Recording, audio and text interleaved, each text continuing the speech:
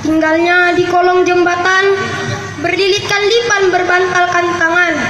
Ia setiap malam digigit lipan. Aduhai kasihan. Sallu ala khairil anam al-Mustafa badrin tamam. May yahdihillahu fala mudhillalah wa may yudlilhu fala hadiyalah. Amma ba'd. Rabbi shrah li sadri wa yassir li amri wahlul 'uqdatam min lisani yafqahu qawli. Rabbi assir wa la tu'assir, Rabbi tammim bil khair wa la haula wa la quwata illa billahil aliyyil azim. Faqallallahu ta'ala fil Qur'anil Karim, a'udzu billahi minasy syaithanir rajim. Bismillahirrahmanirrahim. Laqad kana lakum fi Rasulillahi uswatun hasanah liman kana yarjullaha wal yawmal akhir. Wa summa qala hadis nabiyuna sallallahu alaihi wasallam, innal a'malu binniyat wa innama likulli imri'in ma nawaa. Shadaqallahul azim wa shadaqallahun nabiyul karim. Yang terhormat ayahanda guru kami Syekh Husnan Amir Hasibuan yang jauh-jauh datang dari Mustafawiyah Purbabaru, dan ketua kami masjid Pak Ustadz Erwin, dan pengurus masjid dan beserta staf jajarannya. Langkah yang pertama, setinggi puja sedalamnya syukur. Marilah kita kirimkan rasa syukur kita kepada Allah Sang Maha Ghafur, yang mana Allah telah berikan kepada kita beribu-ribu nikmatnya.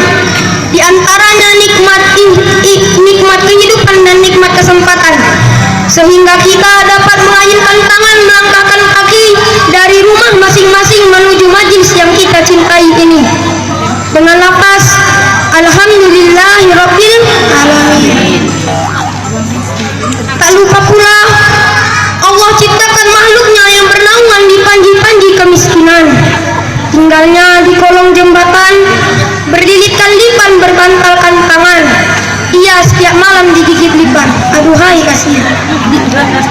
Dan tak lupa pula Allah menciptakan makhluknya yang bernaungan di panji-panji kekayaan. Tinggalnya di rumah bertingkat-tingkat, mobilnya mengkilat seperti bintang yang mau diikat. Istrinya jangan ditanya lagi, Pak, Bu. 4.444 sekali sikat. Selawat beriringkan salam, marilah kita sanjungkan ke roh junjungan alam. Siapa lagi kalau bukan putra Abdullah, buah hati Siti Aminah, Habibullah, kekasih Allah. Dialah Rasulullah sallallahu alaihi wasallam, yang mana beliau telah berani memandikan darah, menghujankan anak panah demi tegaknya kalimat tauhid la ilaha illallah Muhammadur Rasulullah. Izinkan saya memperkenalkan diri. Saya Hasbi Aziz, masih duduk di bangku Mustafawiyah kelas 1, dan saya mewakili teman-teman saya, kami santri dari Mustafawiyah Purbabaru yang hadir di majelis ini untuk menyampaikan beberapa ilmu yang kami dapat di sana. Langsung saja, adapun judul yang akan saya sampaikan pada malam hari ini ialah Rasulullah sallallahu alaihi wasallam adalah teladan yang baik bagi umat-umatnya. Dalam surah Al-Ahzab ayat 21 diterangkan, a'udzu billahi minasyaitonir rajim. Bismillahirrahmanirrahim. Laqad kana lakum fi Rasulillahi uswatun hasanah liman kana yarjullaha wal yawmal akhir. Yang artinya, sungguh ada dalam diri Rasulullah sallallahu alaihi wasallam uswatun hasanah, contoh yang baik bagi yang mempercayai Allah dan hari kiamat.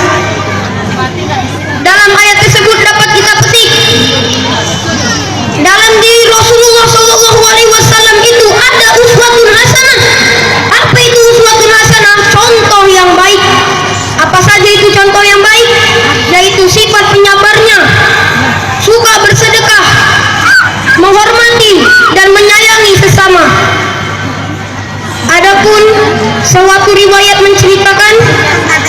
sebuah sudut pasar hiduplah seorang pengemis buta.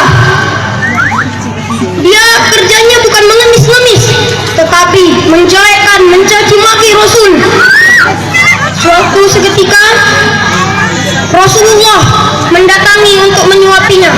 Bahkan kegiatan ini sudah menjadi kebiasaan Rasul untuk memberi makan sang pengemis buta tersebut. Seketika menyuapi, pengemis buta tersebut tetap menjelekkan Rasul, mencaci maki Rasul di depan Rasul langsung. Apa jawaban Rasul? Rasulullah Shallallahu Alaihi Wasallam hanyalah tersenyum manis. Rasulullah Shallallahu Alaihi Wasallam tidak marah. Itulah sifat sabar Rasulullah Shallallahu Alaihi Wasallam yang sangat mulia di mata Allah Subhanahu Wa Taala. Singkat cerita, Rasulullah Shallallahu Alaihi Wasallam meninggal dunia ketika Abu Bakar As-Siddiq menjumpai Siti Aisyah untuk menanyakan suatu hal. Wahai Aisyah, apakah yang biasa dilakukan sang Rasulullah ketika jam sekian? Wahai ayahku, ya Abu Bakar, Rasulullah Shallallahu Alaihi Wasallam biasanya memberikan makan seorang pengemis buta yang berada di sudut pasar. Baiklah, akan kulakukan. Seketika Abu Bakar As-Siddiq memberi makan sang pengemis buta tersebut untuk menggantikan sang Rasul. Sang pengemis buta tersebut menjelekkan Rasulullah Shallallahu Alaihi Wasallam di depan sahabatnya. Lalu Abu Bakar As-Siddiq marah.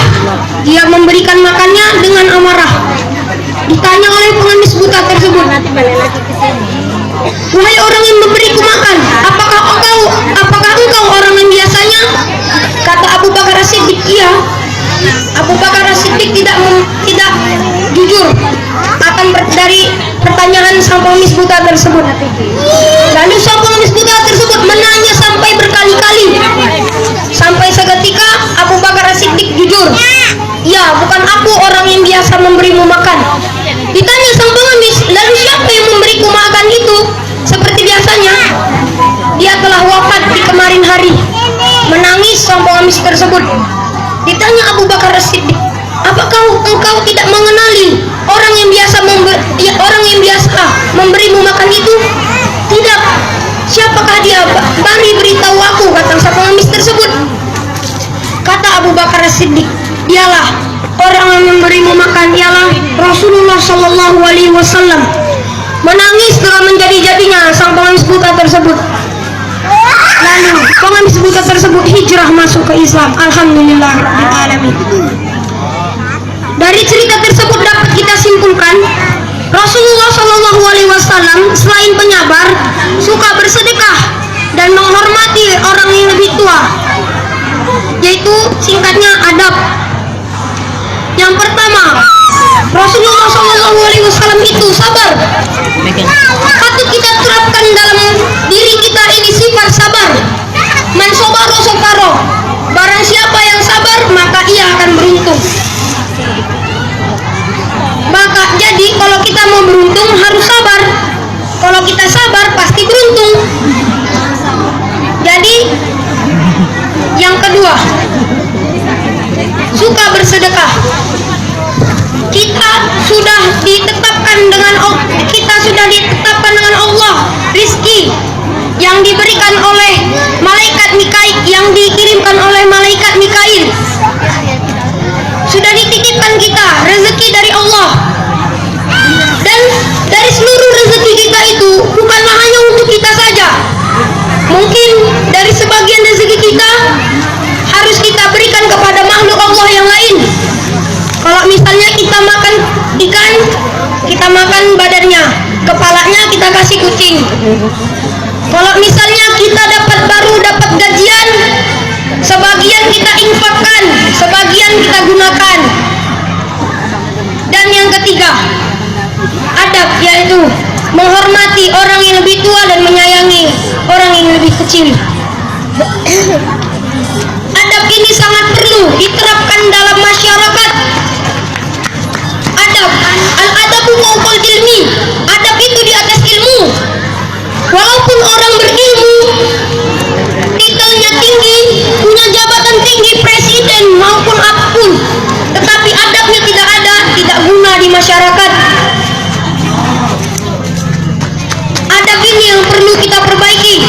terutama Gak usah dimainin kalau mau makan. seperti sebaya-sebaya saya.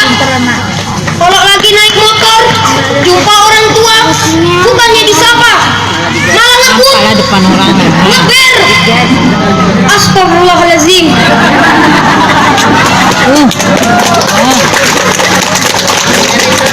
Inilah yang patut Ini aja kita perbaiki, dipindahin, kawan-kawan. ayam dipindahin. Adab, karena adab ini sangatlah diperlukan di masyarakat ini, kita ini.